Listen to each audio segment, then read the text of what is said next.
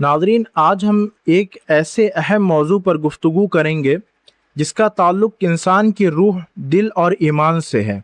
आज बहुत सारे लोग परेशानियों, बंदिशों, बेचैनी, नज़र बद, हसद और रूहानी तकलीफ़ का सामना कर रहे हैं, लेकिन अफसोस की बात यह है कि लोग सही शरई रूहानी इलाज को छोड़कर गैर शरई तरीक़ों की तरफ चले जाते हैं।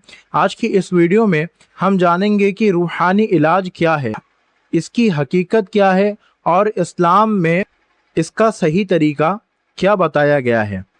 अस्सलाम वालेकुम वरहमतुल्लाहि वबरकातुहू। मैं हूं आपका भाई शमीम अख्तर कादरी रज़वी और आप देख रहे हैं आपका अपना यूट्यूब चैनल रज़वी रूहानी शिफा खाना।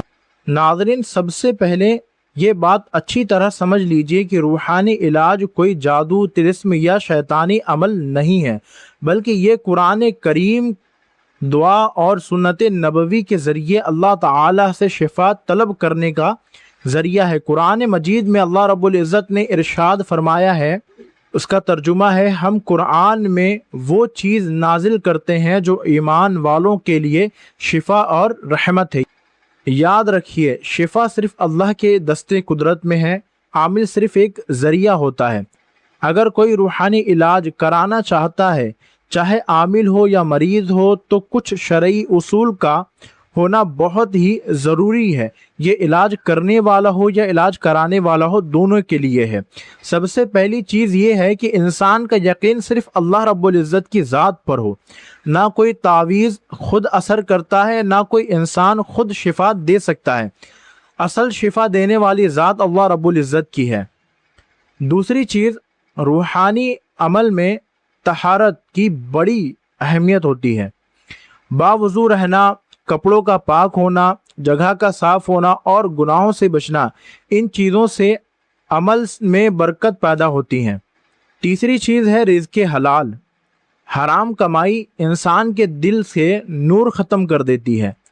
अगर इंसान चाहता है कि उसके वज़ाइफ और दुआ में असर पैदा हो, तो उसका रिज़्क़ हलाल होना चाहिए। चौथी चीज़, नमाज की पाबंदी। जो इंसान खुद नमाज का पाबंद नहीं, उसके रूहानी अमल में तासीर कम हो जाती है। नमाज मोमिन के सबसे बड़ी ताकत है।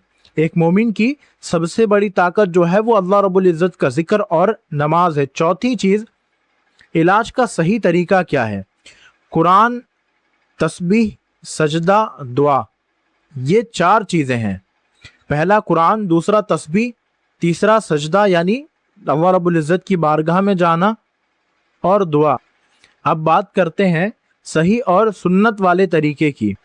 इसमें आता है तिलावत करना और जो पढ़ के दम करना। उसमें बाज़ लोग सूरह फातिहा पढ़ के दम करते हैं, आयतुल कुर्सी पढ़ कर दम करते हैं, चारों कुल होती है, या कोई मसनून दुआ होती है जो जिसका उन्होंने चिल्ला या अमल किया होता है, उसको पढ़कर दम करते हैं। अस्माउल हुस्ना भी होता है, जैसे अल्लाह रब्बुल इज़्ज़त के नामों का विर्द करके दम करना, जैसे या सलाम, या शिफा, या कहार, या रहमान, या रहीम।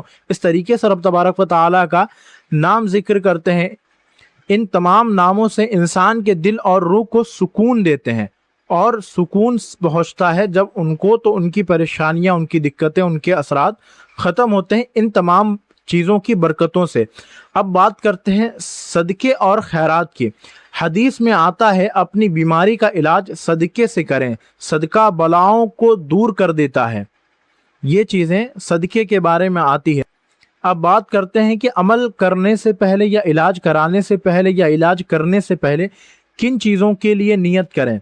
तो हर अमल सिर्फ अल्लाह की रज़ा के लिए होना चाहिए।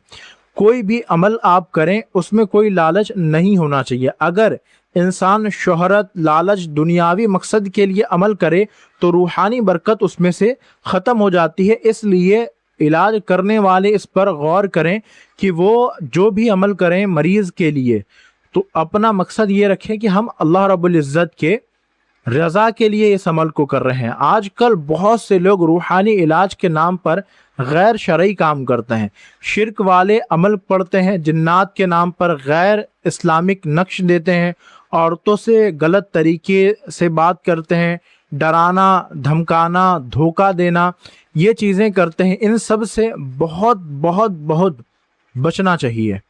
अब मरीजों के लिए एक बात मैं बताता हूं कि आप किसी के पास भी जाएं इलाज के लिए तो आप कुछ बातों का ख्याल रखिएगा। आजकल बहुत से लोग रूहानी इलाज के नाम पर गैर शरई हरकत करते हैं, जैसे शिरकिया कलिमात वाले अमल करके दम करते हैं, जिन्नात वगैरह के नामों से दम करते हैं, या अजीबो गरीब चीज़ें पढ़कर दम करते हैं, गैर इस्लामिक नक्श देते हैं, बाज़ में अजीबो गरीब शक्लें बनी होती हैं और भी तरह तरह के जो है नक्श देते हैं, औरतों से गलत तरीक़ों से बात करते हैं, हंसी मजाक करना या और भी दीगर चीज़ें। आप लोग जब इलाज कराने जाएंगे तो आपको उनके माहौल से समझ में आया जाएगा।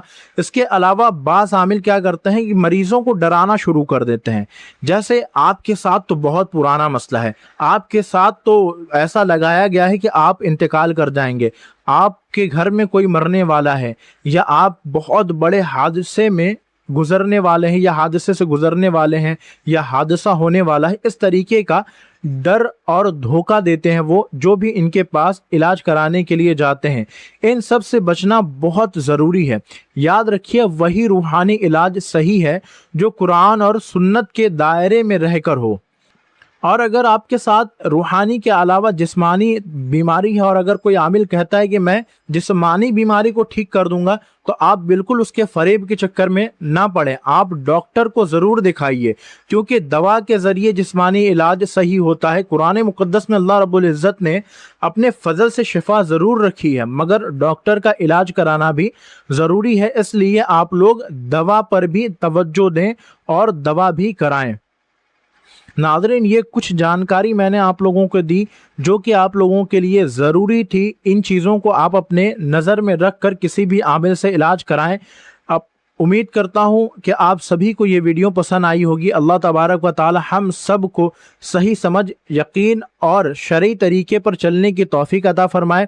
अल्लाह ताला मुसलमानों की रूहानी और जिस्मानी बीमारियों से शिफा अता फ़रमाए। नाज़रीन, उम्मीद करता हूँ ये वीडियो आप लोगों को पसंद आई होगी। बस अपनी वीडियो को यहीं पर ख़त्म करता हूँ, फिर मिलूँगा इंशाअल्लाह एक नई वीडियो के साथ। तब तक के लिए मुझे दें इजाज़त। अस्सलामु अलैकुम व रहमतुल्लाहि व बरकातहू।